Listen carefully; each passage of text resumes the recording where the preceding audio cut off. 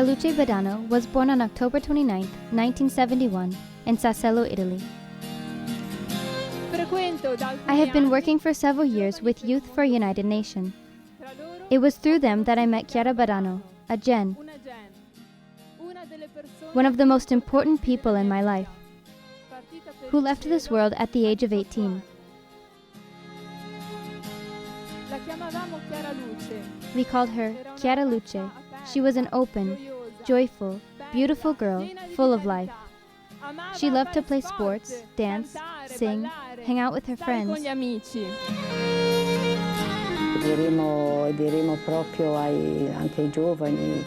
We could tell the youth that Chiara was a girl just like them, and that Chiara was a girl full of life. Sassello did not have much to offer in terms of entertainment. It's a small town. She would go meet up with her friends at the local bar, which belonged to one of these friends. They would go there on summer afternoons to have an ice cream, or sometimes they'd go out for pizza on Saturdays. One day I asked her, "Do you ever talk to your friends about Jesus when you go out?" And with a decided look on her face, she told me, "No, I don't." "But," I said to her, "if you have them there with you, why let the opportunity go by?" And she said to me, "I don't speak to them about Jesus. I have to give him to them." And how do you do that, Chiara? First of all, by listening to them. And then, in the way I dress, but above all, by loving them. Chiara was a member of the Gen, the youth group of the Focolare movement. Shortly after attending a Gen event for the first time, she writes to the movement's foundress, Chiara Lubick. "We began our adventure straight away, doing God's will here and now. With the gospel, we will be able to do great things." With all sincerity, Jen, I'll tell you my secret. My secret is Jesus abandoned. We cannot keep going without him, because you are attacked on all sides by pain, adversity, ridiculing, ideas. The world is so complicated. When we start to feel the pain, we have to say to ourselves, "Jesus, I want to make you happy. I'm happy you're here." Then you can get back up again, and you'll see how the obstacles disappear and the road is open before you. Don't be afraid. Let him be the one to compensate you with love, and he will make you happy for your entire life and for all eternity. Chiara Luce was a girl just like us. She studied even though it was hard for her. She played sports, had fun. She was a girl just like any one of us. Even though she had to live moments of difficulty in her life, she was able to reach holiness in the end. At the age of 17, while playing tennis one day, she felt a sharp pain in her shoulder. Medical exams showed she had one of the most serious kinds of bone cancer with metastasis. What would follow were trials, expectations, recuperation, and later on, the discovery of the gravity of the diagnosis. After hearing the diagnosis of her illness, Chiara returns home, where her mother awaited her arrival. I was waiting for Chiara, but the minutes passed and turned into hours. And after 2 hours, I was able to catch a glimpse of Chiara from the window. She was still at a distance, and I noticed that she walked very, very slowly, with her hood over her head in her long green coat, with her long hair. She had her hands in her pockets, and her father was behind her. When she walked in the door, I asked, "Chiara, how did it go?" But without looking at me, she just said, "Let's not talk for now." And she repeated once more, "Let's not talk for now." And she fell straight onto her bed. There were so many things that I wanted to tell her. "Don't worry, you'll see, you're still young." But I had to respect what she had told me. I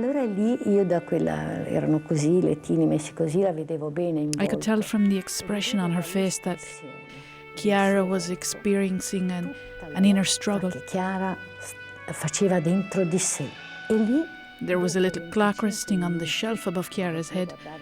I looked at the clock after 25 minutes, what we call Chiara's 25 minutes, and watched as she turned towards me with that smile of hers, radiant, with a glow in her eyes and with that beautiful smile. And she told me, "Mom, now you can talk, and she repeated, "Now you can talk." Chiara had taken 25 minutes to say her yes to God, and she would never turn back. Something that always stands out for me from the life of Chiara Luce is this phrase, "If you want it, then so do I," along with her constant openness to God, being willing to do whatever He wants of us. Following the first cycle of treatment, she returned to Turin for a second one. The day after we got home to Sassello, immediately following the second cycle, she went to the bathroom to have a shower, and she came out with a handful of hair in her hand. She said, "I expected my hair to fall out little by little, but look, Mom, I've already lost a ton." And then she said to me, "You know what, Mom? I'm going to do what Dr. Brack told me." My sister-in-law worked as a hairdresser here in town. When the haircut was over and all the hair was on the floor, we went back home, and she immediately ran into the bathroom and looked in the mirror. She said, "Wow, oh my gosh." She looked at me and I told her, "You don't look bad, Chiara. You're fine, because you have a beautiful oval shape to your face," as she knew that I always told her the truth. She looked back in the mirror and said, as if to say, "Perhaps." And I was amazed when, coming out of the bathroom, she said to me, "Do you know what, Mom? With every strand of hair that falls to the floor, I repeat, for you, Jesus, for you." That left me speechless. I remember how, the second day or night, I told Teresa, when we open her bedroom door, she always smiles. But I didn't understand. I thought she just smiled for us. Then I started observing her through the keyhole to see if she always was like that, even when no one was looking. And I realized that Chiara was just always like that. Presto arriva la grande prova. The great trial came with the loss of the use of her legs. She feels full of life, and she asks why. It is like entering a dark tunnel. But then she focuses on loving others, and the light returns. What most stands out for me in the life of Chiara Luce is the moment in which she most suffers. When this crisis enters her life, which is when she starts to understand God's love. And in the measure in which she begins to understand it, she begins to transmit it more and more to those around her. And that's believing in God's love. After a while, she began to experience greater difficulty with moving her legs. The first time, when we were in Turin, ready to go home,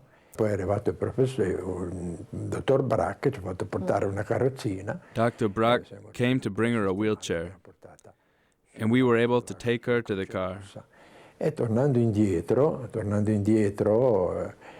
On our way home, on the highway from Turin, I stopped at a restaurant, and Chiara, who was seated up front, opened the door, as always, and got ready to get out. But she couldn't. So she said, "Oh, of course, I won't be able to walk anymore." But she said it in such a way that we were all amazed, because it was as if it didn't have the least importance. She definitely offered everything to Jesus, even this suffering, that special moment in which she had realized that she would no longer walk. But she said it just like that, as if it were nothing. "So, I won't be able to walk now." Okay. And she kept going. That was something that really struck me, because it was also a tough moment for us. But seeing how she lived it, we couldn't be weighed down with sadness, because she didn't want it to be like that. She always wanted to remain on that higher level. Something that always helped us during those 2 years was Jesus' presence. this effort to offer however we could, the three of us together, or each of us on our own, this suffering to Jesus, so he could give us strength. There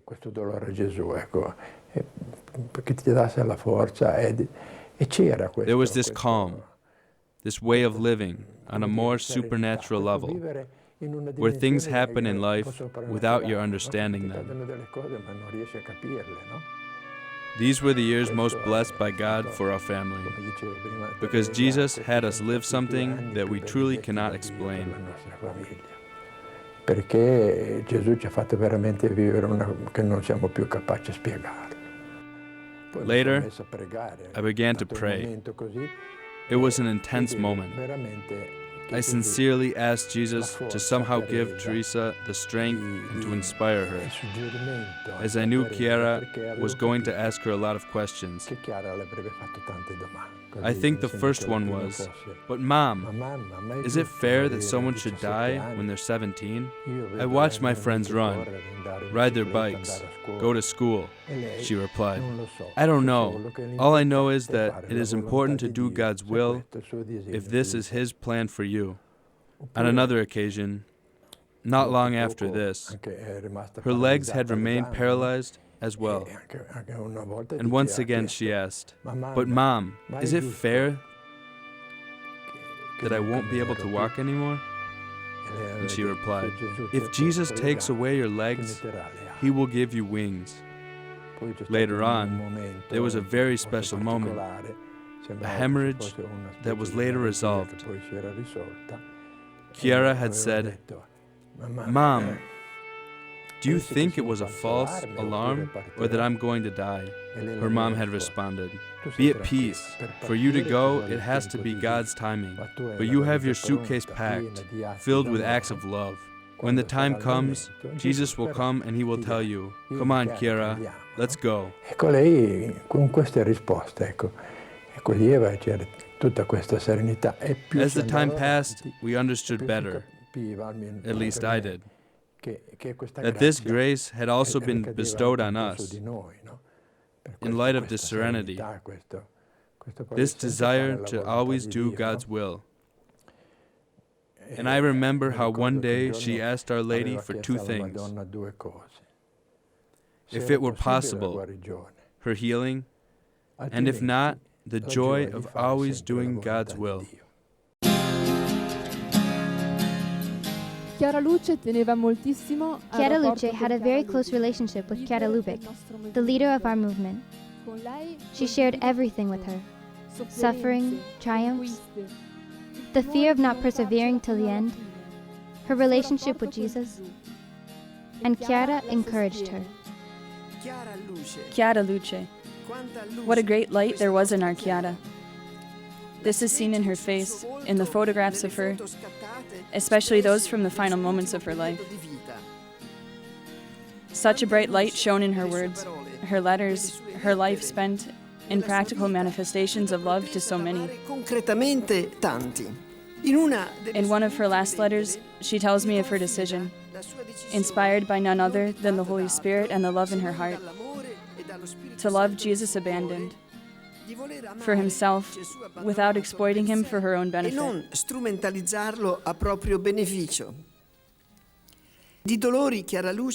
Chiara Luce was no stranger to pain, especially during the final stage of her earthly life.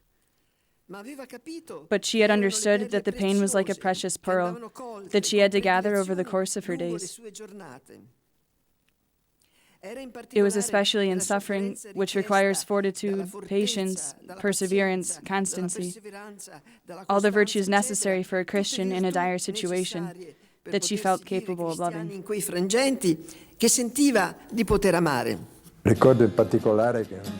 I remember how one day our doctor, who was also a family relative, came to give her morphine treatment. And he did so. Then the next day, he came back at the same time to give her another dose. But she said, "Mauro, I don't want you to give me morphine anymore." He was amazed and said, "Why not?" Because I don't have anything else to offer Jesus except the pain, and the morphine takes away my lucidity, so I can't. And from then on, she didn't want it.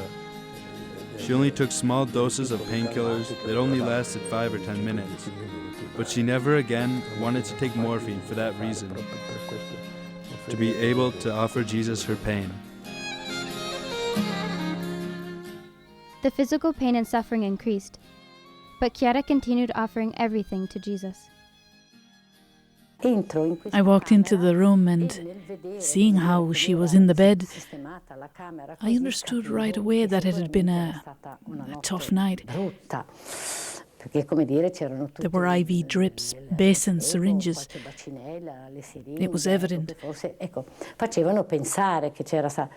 And Ruggiero went like this to me, telling me not to speak. I leant against the wall, where there was a dresser, there next to Chiara. She seemed dead already. Her face was pallid and sweaty, and I looked at her in silence. But she had already realized that I had walked into the room, so she made the effort to try and smile at me as best she could. And she asked me, "Mom, are you here?" "Yes," I responded. "But," I said, "what happened last night, Chiara?" And she told me, "Mom, a bit of everything happened. A bit of everything. I had never had a night like last night, Mom. But you know what? I didn't waste a single minute. Not one." And she went like this. "Not even the littlest bit of pain. I offered it all, every bit of it, to Jesus." In that moment, I looked at Ruggiero, and through this exchange of glances, we both understood that we should kneel down before this daughter of ours in admiration and gratitude towards God for the wonders He was working in her soul. Questa figlia per ammirare e ringraziare Dio per le meraviglie che faceva in quest'anima. Nell'immobilità, Chiara Luce In the midst of her paralysis, Chiara Luce remains more active than ever. She is in close contact with the Youth for a United World in her town.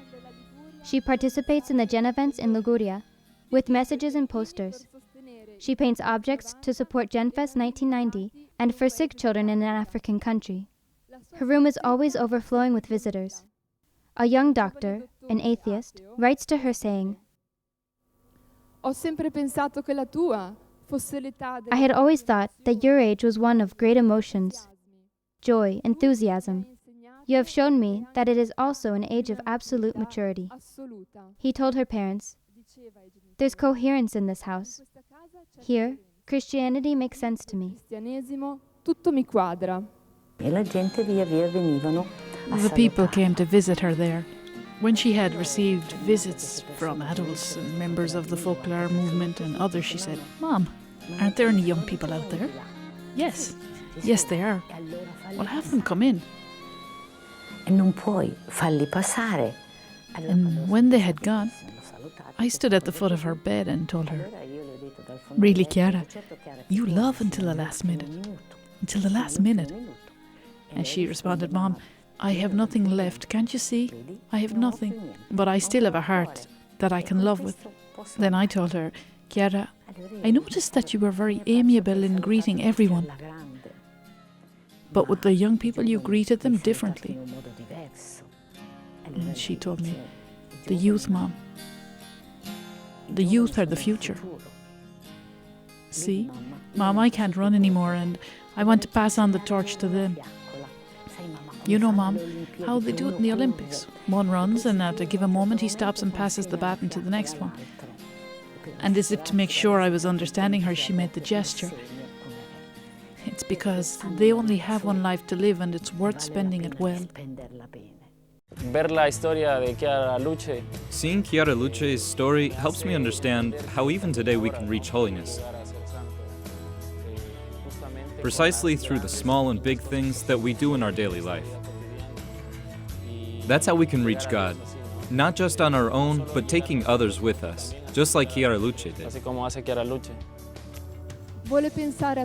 She enjoys thinking of all the details of her funeral, which she looks forward to as her wedding feast. The songs, the readings, even the dress.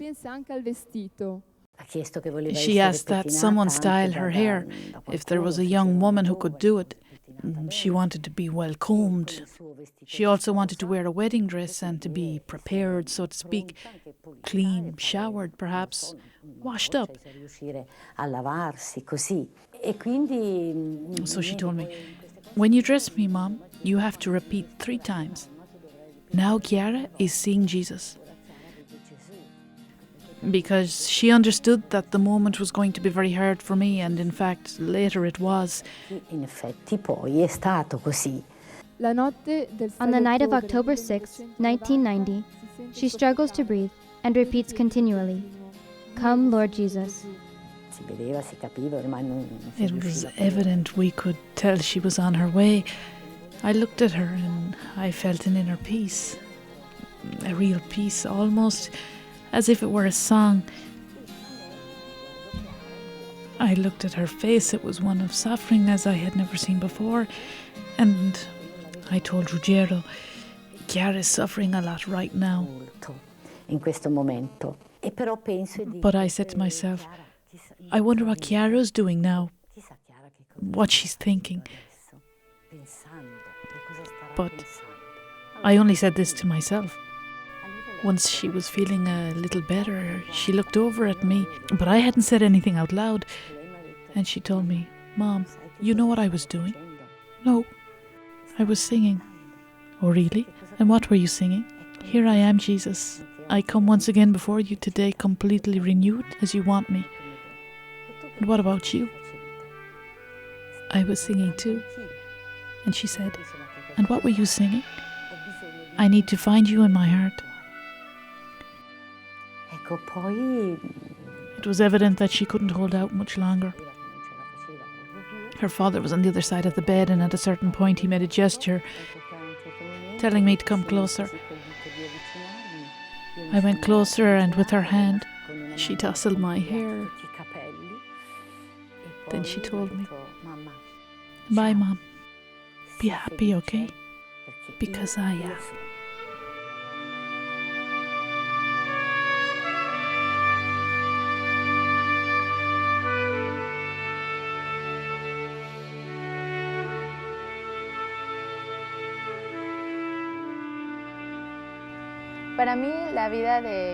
For me, Chiara Luce's life is an example and a special grace from God, because she has offered us a wealth of spirituality.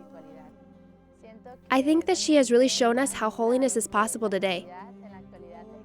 And this is evident in her example of living the present moment in God's will. Her life has been a complete grace, and it shows us young people that God is at our side, that He loves us immensely, and that He wants to enter into our hearts. He's always there. We just have to listen to His voice and do His will. That's all He asks of us. I also think that the greatest lesson she has given us with her life is how to really embrace suffering, how to love Jesus abandoned, and thus never stop loving.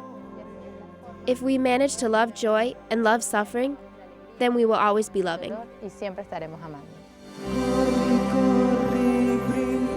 Bishop Livio Maritano, Bishop Emeritus of Acqui, who knew Chiara Luce personally, took the initiative of presenting her cause for beatification, which would reach its culmination just a little over 10 years after its initiation. I was sure that this testimony of faith, a fortitude lived by a young girl of today, would have an impact and would definitely be of an interest to the Christian community. Undoubtedly, this was the cause with impact, as the congregation for the causes of saints described it. Certainly, this impact has left its impression. It is one that has led many individuals to change their lives, as the emails we receive on almost daily basis inform us. They tell us what they have discovered in her. I had this intuition from the beginning. We have no right to hide this grace of God.